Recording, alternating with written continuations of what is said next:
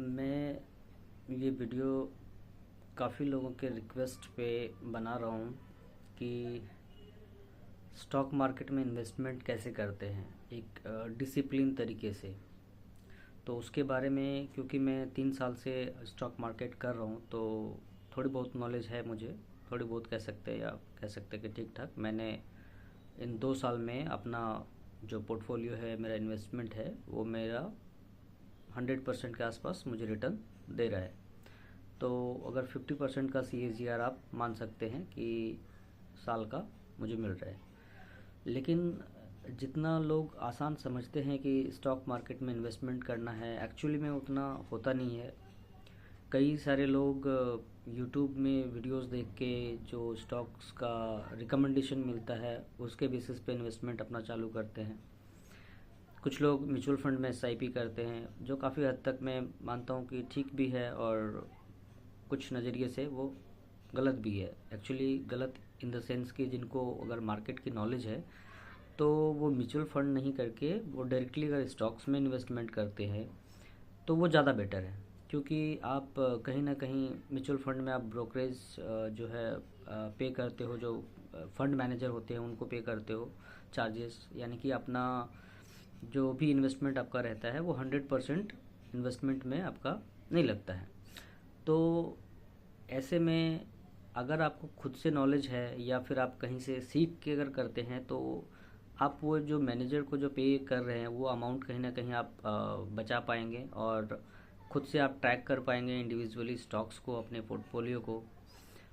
और फंडामेंटली जो strong stocks होते हैं, आपको उन्हीं स्टॉक्स में इन्वेस्टमेंट करना चाहिए। क्योंकि आजकल जो है, मैं कई सारे वीडियोस ऐसा दिखा हूँ जो काफ़ी बड़े बड़े यूट्यूबर हैं या फिर इन्वेस्टर हैं, वो लोग काफ़ी मैनिपुलेशन होता है कि स्टॉक्स रिकमेंडेशन किया जाता है। जैसे जो फंडामेंटली स्ट्रॉन्ग स्टॉक्स नहीं होते हैं, फिर भी उनको रिकमेंड किया जाता है कि इन स्टॉक में इतना पोटेंशियल है रिटर्न देने का।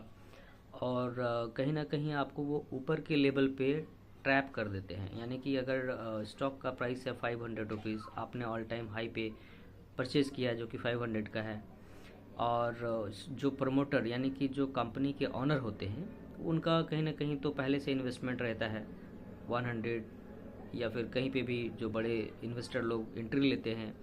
और जब 500 पे वो आप ले जाते हो परचेज़ करके, रिटेल इन्वेस्टर, आम जनता जो खरीद के ले जाती है, तो कहीं ना कहीं फिर उसको क्या किया जाता है, डंप किया जाता है, आपको ऊपरी लेवल पे बेचा जाता है। और कहीं ना कहीं वो लोग प्रॉफिट बुक करके अपना जब निकलते हैं, तो जब इस प्रोसेस में जब वो प्रॉफिट बुक करते हैं तो आपका स्टॉक का प्राइस क्या है कि वो नीचे आता है। यानी कि आपने अगर 500 पे ख़रीदा, अभी वो करंटली 300 पे आ गया, तो आपका 40% के आसपास आपका कहीं ना कहीं आपके पोर्टफोलियो में लॉस दिखने लगता है। तो प्लीज़ ऐसे रिकमेंडेशन से बचें, और किसी भी यूट्यूबर पे, किसी भी इन्फ्लुएंसर पे ट्रस्ट करके अपना इन्वेस्टमेंट जर्नी स्टार्ट ना करें। खुद से सीखें कैसे फंडामेंटली स्ट्रॉन्ग जो स्टॉक्स होते हैं उनको फाइंड आउट करते हैं। उनका पी रेशियो देखना होता है, उनका जो सेल्स ग्रोथ है, प्रॉफिट है, OPM है, EBITDA है, या फिर आप बोलें कि डेब्ट टू इक्विटी कितना है, कर्ज कितना है कंपनी पे, और जो CAGR रिटर्न है वो कितने साल, कितने परसेंट का जो है प्रॉफिट CAGR वो निकाल के दे रही है कंपनी, जिससे हम एक्सपेक्टेशन एक रख सकते हैं कि हाँ, आने वाले समय में भी ये कंपनी इस ग्रोथ से अगर अपना आगे काम करती है तो हम इतना परसेंट का, जो भी कैलकुलेटिव है, 30% का, 25% का, वो रिटर्न एक्सपेक्ट कर सकते हैं।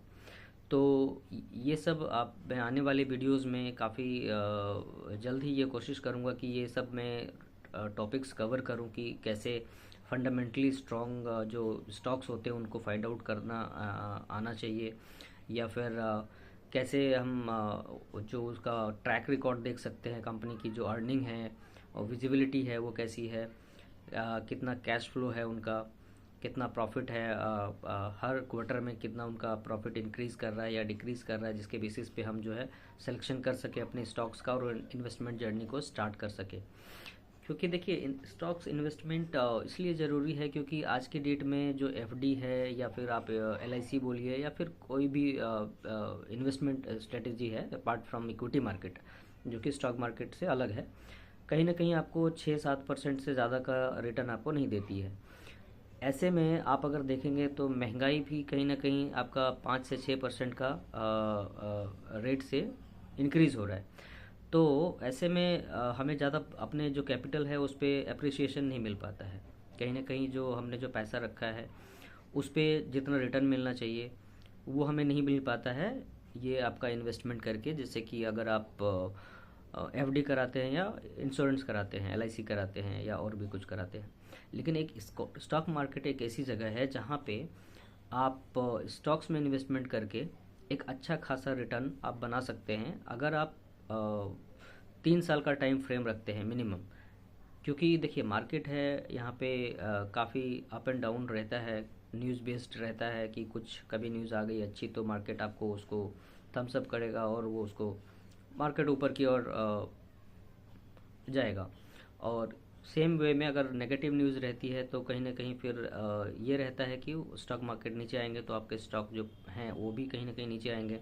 तो ये सब चीज़ें आपको झेलने आना चाहिए और इसीलिए मैं कहता हूँ कि 3 साल का टाइम फ्रेम अगर आप रखेंगे तो आफ्टर ऑल मार्केट को ऊपर ही जाना है और आप एक अच्छा खासा प्रॉफिट फंडामेंटली स्ट्रॉन्ग जो स्टॉक्स में इन्वेस्ट करके आप निकाल सकते हैं। तो मैं ये जो टॉपिक्स पे वीडियोस है आने वाले दिनों में जल्द से जल्द मैं कोशिश करूँगा बनाने के लिए और आप लोगों को मैं अपडेटेड रखूँगा। प्लीज़ आप मेरा चैनल सब्सक्राइब कर लीजिए और इसको आप हमें शेयर कर सकते हैं वीडियो को, और ताकि ज़्यादा से ज़्यादा लोग भी ये वीडियोस देख सकें और इसका फ़ायदा उठा सकें। और मुझे भी थोड़ा मोटिवेशनल मिलेगी कि कहीं ना कहीं मेरी वीडियोस लोग देख रहे हैं तो मैं और भी वीडियोस बनाऊं इन सभी टॉपिक्स पे। तो जल्द ही मिलते हैं गाइस और नए टॉपिक पे नए सिरे से स्टार्ट करेंगे।